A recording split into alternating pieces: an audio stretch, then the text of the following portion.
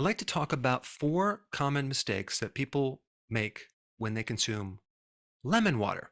I've done lots of videos on lemon, limes, lemon water, and the benefits, but I really haven't talked about the mistakes that people make. But the main benefit of lemon juice is what it can do for kidney stones in preventing kidney stones. But the citrates interfere with the formation of a kidney stone. Okay. And I'm talking about the calcium oxalates.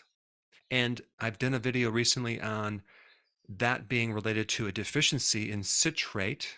And so one way to get more citrates is to consume more lemon juice. Another benefit of lemon water or just lemon juice is for its vitamin C. But just remember, if you have pasteurized lemon juice, the heat kills off the vitamin C. Now, they probably add some vitamin C in the form of ascorbic acid, which is not the full complex. So if you really want to get the benefits of vitamin C from lemon juice or limes, just take a lemon or a lime and then just squeeze it in water or blend the whole thing in a blender and you can actually drink that down. And that works really good if you add a little bit of like maybe electrolyte powder, which has a little bit of stevia in there. So it makes it a nice drink.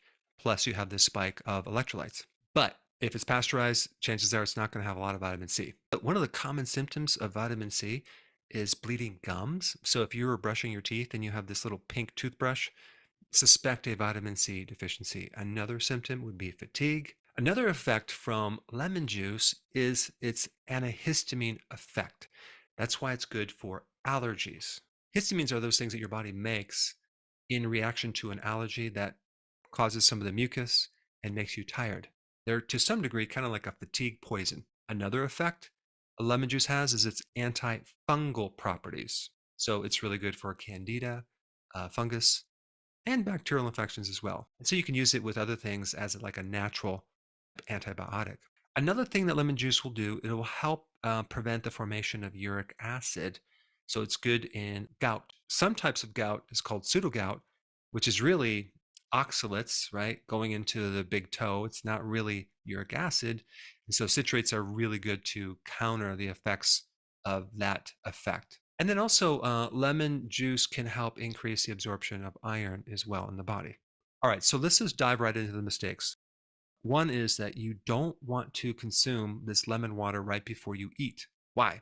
Because even though citric acid is an acid, when it goes into the body, it gets burned up and it turns into an alkaline substance. Okay. So basically, we're alkalizing this hydrochloric acid that we don't want to do, and that's going to inhibit digestion. So consume your lemon water at least maybe a half hour to an hour before you eat anything. I consume my lemon juice in the morning when I'm fasting, so there's no possibility of mixing it with a food. Mistake number 2 is you're just drinking this straight lemon juice, just drinking it right out of the bottle, whatever, as a shot, and you're allowing this very, very strong acid to exposed to your teeth. Okay. I mean, think about the pH of lemon juice. There's a pH of 2 to 3. That is similar to hydrochloric acid. And so if you were to routinely do that and expose it to your teeth, it could potentially kind of break down some of the enamel on your teeth. So what I do is I dilute this lemon juice with water and I consume it with a straw. Okay. That way it avoids going on my teeth. All right. Mistake number 3.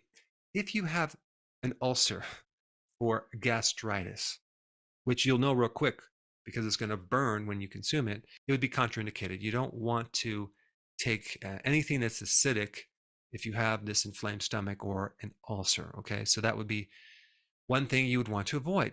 But you'll probably very quickly recognize if you have these conditions because when you consume it, it'll burn your stomach. All right, and last mistake is that if you have alkalosis, right? If you have alkalosis where your blood is just a little excessively alkaline. I mean, it's already alkaline, slightly alkaline, but if it's more alkaline, and that's a condition called alkalosis, and it can aggravate that pH and make it worse. So a lot of the conditions or symptoms that occur when your body is too alkaline will get worse. How do you know if you have alkalosis? Here are some common symptoms: lightheadedness, numbness and tingling in the extremities, like your fingertips or feet, tetany, like a little twitching underneath the left eyelid, or it could be anywhere in the body, rapid, shallow breathing, okay, like kind of a version of hyperventilating. I mean, think about when you hyperventilate, right? You're getting too much oxygen and you're creating a CO2 deficiency. And without that CO2, you can't create the acid necessary to help balance the pH. People have this idea that oxygen is the best thing in the world, right? CO2 is a waste product, but you need a balance of both, okay? You don't want to just have one or the other.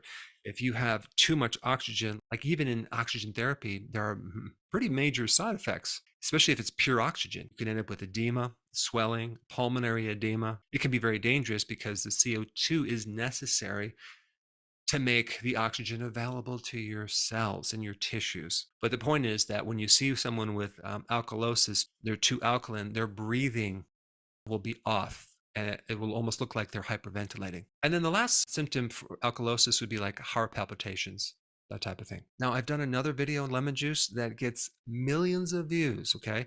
If you haven't checked that one out, I put it up right here.